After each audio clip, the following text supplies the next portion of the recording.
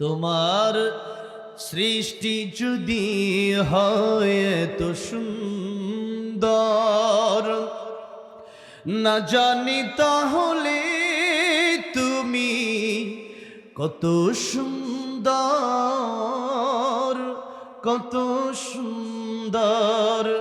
দুনিয়া সুন্দর, মানুষ সুন্দর, আসমান সুন্দর, জমিন সুন্দর, সুন্দরে সুন্দরে পাল্লা।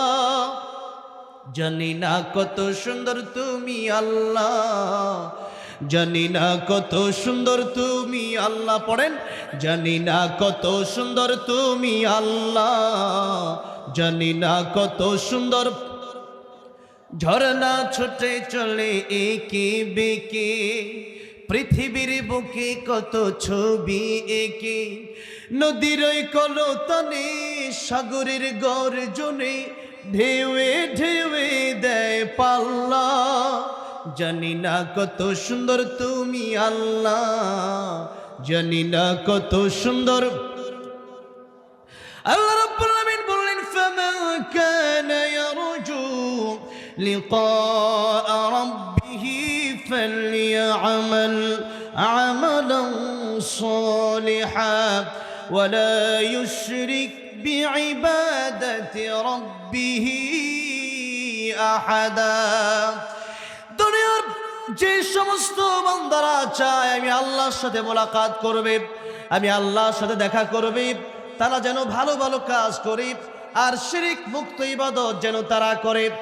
কি মুক্ত ইবাদত? শিরিক মুক্ত। আমাদের দেশে শিরিক কম না বেশি? বাবা পূজা, মাজার পূজা, কবর পূজা আছে না নাই?